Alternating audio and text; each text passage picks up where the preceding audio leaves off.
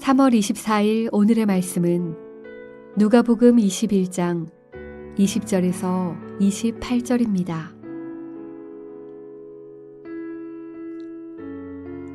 너희가 예루살렘이 군대들에게 에워싸이는 것을 보거든 그 멸망이 가까운 줄을 알라.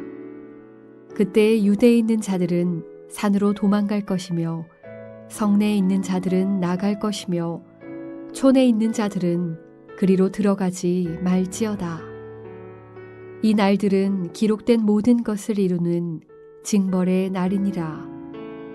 그날에는 아이벤 자들과 젖먹이는 자들에게 화가 있으리니 이는 땅의 큰 환난과 이 백성에게 진노가 있겠음이로다. 그들이 칼날에 죽임을 당하며 모든 이방에 사로잡혀 가겠고 예루살렘은 이방인의 때가 차기까지 이방인들에게 밟히리라. 1월 성신에는 징조가 있겠고 땅에서는 민족들이 바다와 파도의 성난 소리로 인하여 혼란한 중에 곤고하리라. 사람들이 세상에 임할 일을 생각하고 무서워함으로 기절하리니 이는 하늘의 권능들이 흔들리겠음이라. 그때 사람들이 인자가 구름을 타고 능력과 큰 영광으로 오는 것을 보리라. 이런 일이 되기를 시작하거든 일어나 머리를 들라. 너희 속량이 가까웠느니라 하시더라.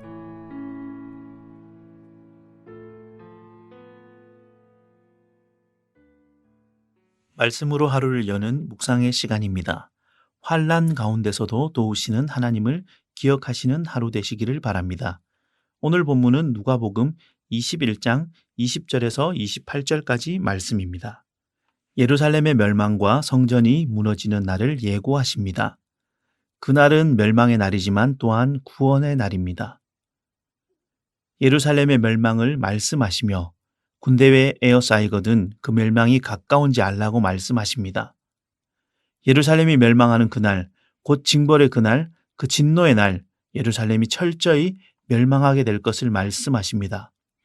바벨론 군대의 포위를 당하는 예루살렘은 포위되는 것이 얼마나 두려움인 것인지 경험하게 됩니다.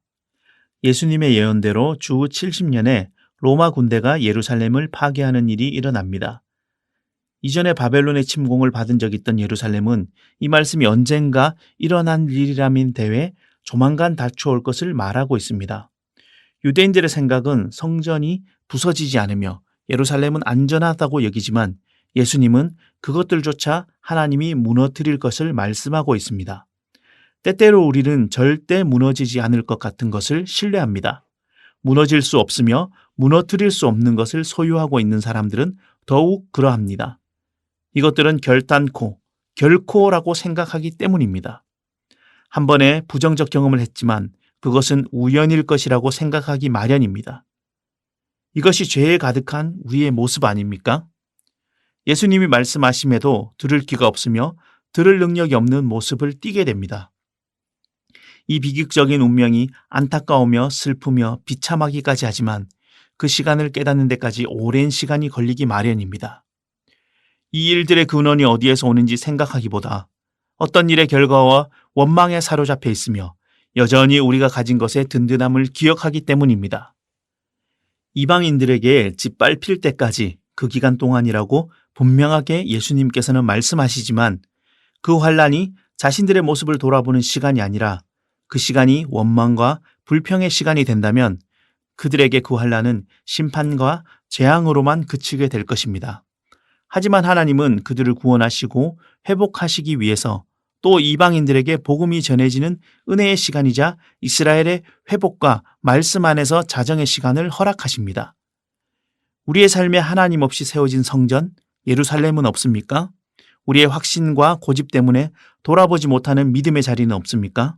우리의 연약함과 부족함 때문에 받는 고난의 자리는 없는지 돌아보시는 하루 되기를 원합니다. 성전의 파괴는 한쪽에서는 불행과 심판의 일이지만 다른 한편에서는 회복과 구원의 시작입니다. 성전이 무너지는 징조를 들을 때 절망과 낙심에 가득 차는 것이 아니라 하나님이 주실 회복을 기대하는 시간이 됩니다. 물론 예루살렘의 파괴로 바로 회복의 시간, 구원의 시간을 볼 수 없습니다. 그러나 자신들의 성전을 철저히 무너뜨리고 나서야 구원의 하나님을 바라보게 되는 모습들을 생각해 볼 수 있습니다. 여전히 성전의 영광이 유대인들의 영광이고 우리의 영광이 아닌지 돌아보아야 합니다. 성전의 파괴에는 징조가 있으며 그 징조는 혼란을 주고 곤고함을 주며 무서워함을 하겠지만 그것을 온전히 하늘이 흔들리는 즉 하나님만 하실 수 있는 하나님의 역사를 보게 될 것입니다. 인자가 오시는 것을 보게 되는 믿음의 사람들은 더 이상 머리를 숙이고 숨는 것이 아니라 머리를 들고 예수님의 임하심을 맞이하여야 합니다.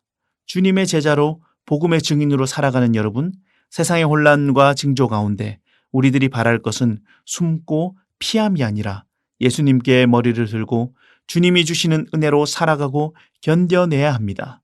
온 세상의 임금으로 오실 주님께서 우리의 주님 되시기 때문입니다. 함께 기도드리겠습니다. 멸망할 예루살렘의 모습을 보며 안타깝고 슬플 수밖에 없습니다.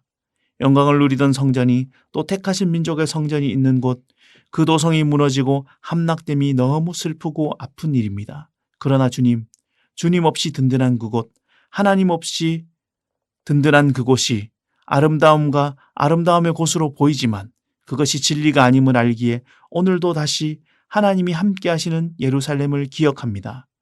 환란의 어려움 가운데 있지만 그것에 함몰되어 하나님 일하심을 놓치는 이스라엘이 아니라 오늘도 주님께 머리 들라 이야기하시기에 기꺼이 숨쉬고 살아가는 믿음의 사람 되게 하시옵소서.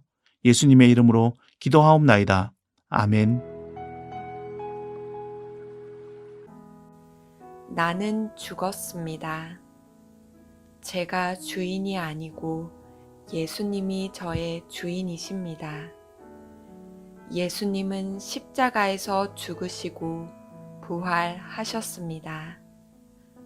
부활하신 예수님을 가슴으로 만나서 따라가며 간증합니다. 사랑하는 가족과 함께 영광스런 승리를 노래합니다. 나는 죽었습니다. 제가 주인이 아니고 예수님이 저의 주인이십니다.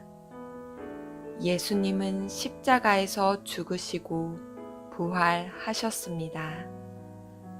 부활하신 예수님을 가슴으로 만나서 따라가며 간증합니다. 사랑하는 가족과 함께 영광스런 승리를 노래합니다. 나는 죽었습니다. 제가 주인이 아니고 예수님이 저의 주인이십니다. 예수님은 십자가에서 죽으시고 부활하셨습니다. 부활하신 예수님을 가슴으로 만나서 따라가며 간증합니다. 사랑하는 가족과 함께 영광스런 승리를 노래합니다. 나는 죽었습니다. 제가 주인이 아니고 예수님이 저의 주인이십니다. 예수님은 십자가에서 죽으시고 부활하셨습니다. 부활하신 예수님을 가슴으로 만나서 따라가며 간증합니다. 사랑하는 가족과 함께 영광스런 승리를 노래합니다.